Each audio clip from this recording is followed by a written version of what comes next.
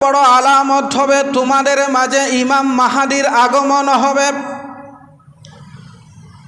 সাহাবায়ে কেরাম জিজ্ঞেস করল, ইয়া রাসূলুল্লাহ, ইমাম মাহাদি দেখতে কেমন হবে, ওনার পরিচয় কেমন হবে, উনি কোন দেশে জন্মগ্রহণ করবে? আল্লাহর হাবিব বলেন, ইমাম মাহাদি তার জন্ম হবে আরবে। সে আমার কুরাইশ বংশে জন্মগ্রহণ করবে, আমার আলে রসুলের অন্তর্ভুক্ত হবে, সে হবে আউলাদে রসুল।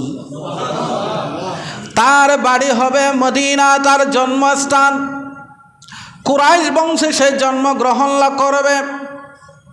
তার নাম হবে আমার নামে, আমার নাম মুহাম্মদ, তার নাম মুহাম্মদ, তার নাম আমার নামে নাম হবে। তার বাবার নাম হবে আব্দুল্লাহ, আমার বাবার নাম আব্দুল্লাহ। ইমাম মাহাদির বাবার নামও হবে আব্দুল্লাহ। আমার মায়ের নাম আমেনা, ইমাম মাহাদির বাবা মায়ের নাম হবে আমার নামে নাম, আমার বাবার নামে নাম, আমার মায়ের নামে নাম, আর বংশ হবে কুরাইশ বংশ। সে মদিনা থেকে মক্কা শরীফ আসবে কাবা শরীফের তাওয়াফ করার জন্য। বয়স যখন পর্যাপ্ত পরিমাণ হবে, গোটা পৃথিবীর মানুষ একজন ইমামের অপেক্ষা করবে, আল্লাহ আমাদেরকে একজন ইমাম দাও, নেতা দাও, আমাদেরকে লিডার দাও, যেন গোটা দুনিয়ার বিশ্ব মুসলমানকে ঐক্যবদ্ধ করতে পারে। মুসলমানের তখন বড় বিপর্যস্ত অবস্থা হবে। মুসলমান শুধু মার খাবে, শুধু মার খাবে। মুসলমান দানা নানা দলে উপদলে ফেরকায় বিভক্ত হয়ে পড়বে। মুসলমানরা মার খেতে খেতে দেওয়ালে পিঠ টেকে যাবে। শুধু একজন নেতার অপেক্ষা করবে, কখন ইমাম মাহাদি আসবে। ইমাম মাহাদি আলাইহিস সালাম কাবা শরীফের তাওয়াফ করতে থাকবে। এমন সময় গায়বীভাবে এলান হবে, তোমাদের নেতা এসে গেছে, তার নাম মাহাদি। এই তোমাদের নেতা ইমাম মাহাদি। মাহাদি তার নাম না, মাহাদি হলো তার টাইটেল, লকব, উপাধি। ওনার নাম বলেন, ওনার নাম মুহাম্মদ। এই যখন হয়ে এলান হবে, সাথে সাথে এটা প্রসার হয়ে যাবে। তথ্য প্রযুক্তির যুগ, অনলাইনের যুগ, গোটা দুনিয়াব্যাপী প্রসার হয়ে যাবে, ইমাম মাহাদি চলে এসেছে। সুবহানাল্লাহ। আল্লাহর হাবিব বলেন, তার চেহারা হবে সুন্দর নুরানি, কফলটা হবে প্রশস্ত। আল মাহাদিউ মিন্নি আজালাল জাবাহা, তার চেহারা হবে সুন্দর, কফলটা হবে প্রশস্ত। আকনাল আনফ, আর তার নাকটা হবে উঁচা। সুবহানাল্লাহ। এখন কোনো পাকিস্তানি যদি বলে আমি ইমাম মাহাদি, আপনারা তারা চিনতে পারবেননি। আপনি তো ইমাম মাহাদি না। রসুল বলেছে এই মাহাদির বাড়ি হবে কুরাইশ বংশে, ওনার জন্ম, বাড়ি হবে মদিনায়, ওনার প্রকাশ হবে মক্কা শরীফে। ওনার নাম আব্দুল্লাহ, বাবার নাম আব্দুল্লাহ, মায়ের নাম, ওনার নাম হবে মুহাম্মদ। আমাদের রসুল আমাদেরকে বলে গেছে, হাদিসের সাথে তোমার কোনো মিল। ইমাম মাহাদির ভাষা কি উর্দু হবে, ইন্ডিয়ান হবে, বাংলাদেশে হবে, ইংরেজি হবে? ইমাম মাহাদির ভাষা হবে আরবি।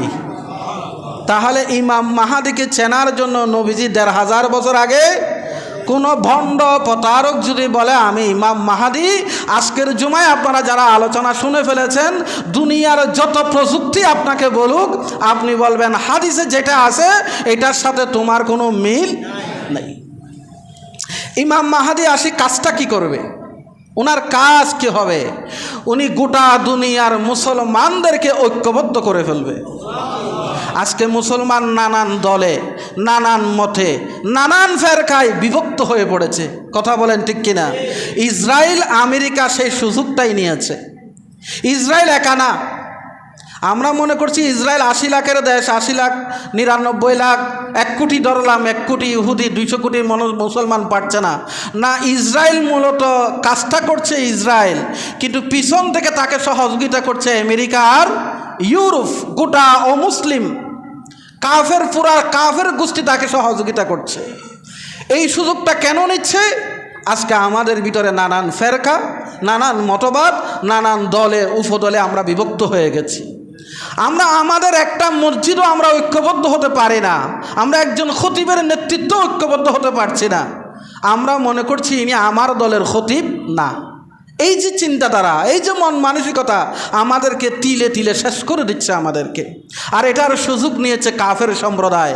আমরা এই অনৈক্যের সুযোগটা, ইমাম মাহাদি এসে এই অনৈক্য ভেঙ্গে দেবেন, এই দ্বিধা বিভক্তি ভেঙ্গে দিবেন, গোটা ইসলামী বিশ্বকে, মুসলিম বিশ্বকে ঐক্যবদ্ধ করে দিবেন।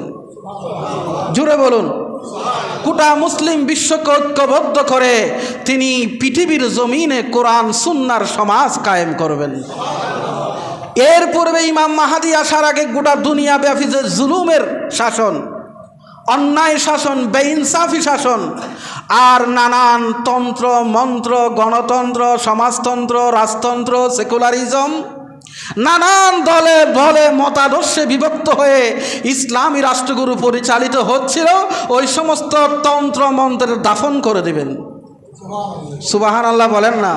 কোনো তন্ত্র আর মন্ত্র থাকবে না, তন্ত্র মন্ত্র একটাই, কোরআন সুন্নাহর সমাজ ব্যবস্থা।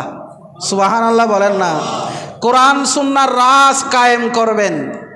আল্লাহ পাক সেই শক্তি, সেই সামর্থ্য, সেই ক্যাপাসিটি ইমাম মাহাদিকে আল্লাহ তাআলা স্পেশালিভাবে দান করবেন। উনি যেখানে হাত দিবেন সেখানে বরকত হবে।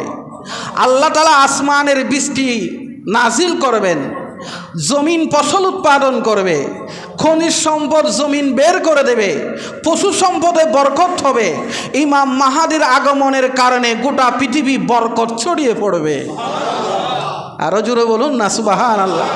ইতিপূর্বে গোটা বিশ্ব ব্যবস্থা যে মারামারি, হানাহানি, দাঙ্গা হাঙ্গামা, বর্ণ বৈষম্য, জানা বেবিচার, পাপাচারে গোটা পৃথিবী ভরপুর ছিল, ইমাম মাহাদি এই কোরআন দিয়া গোটা পৃথিবী থেকে সেই বৈষম্য দূর করে ইনসাফের সমাজ কায়েম করে দেবেন। ইমাম মাহাদি আলাইহিস সালাম এই কাজগুলো করতে থাকবে। হঠাৎ করে একদিন শোনা যাবে দ্বিতীয় নম্বর আলামত শুরু হয়ে গেছে। সেটা হলো দাজ্জাল দুনিয়াতে চলে এসেছে। দাজ্জাল দুনিয়াতে এসে গেছে, প্রযুক্তির যুগ, গোটা পৃথিবী প্রচারিত হয়ে যাবে দাজ্জাল চলে এসেছে। দাজ্জাল আসবে ইহুদির বংশ থেকে। কার বংশ থেকে? ইহুদিদের বংশ থেকে দাজ্জালের আবির্ভাব হবে। দাজ্জাল কেমন হবে, দাজ্জালের পরিচয় কি, সেটাও হাদিসে এসেছে। সুবহানাল্লাহ। আল্লাহর হাবিব বলেন দাজ্জাল হবে বেটে। এ মানুষ, এ কি মানুষ? দাজ্জালের আকৃতি হবে বেটে, স্বাস্থ্য হবে মোটা, চুলগুলো হবে কুকডানো, তার এক চোখ হবে কানা, অন্ধ, আরেক চোখ হবে দেড় ব্যাটারি। দেড় ব্যাটারি বুঝেন? হ্যাঁ, টেরা টেরা। মাশাআল্লাহ, কে বলছে? টেরা টেরা। এটা হলো টেরা, যে চোখটা আছে এটাও টেরা হবে। কপালে লেখা থাকবে কাফের।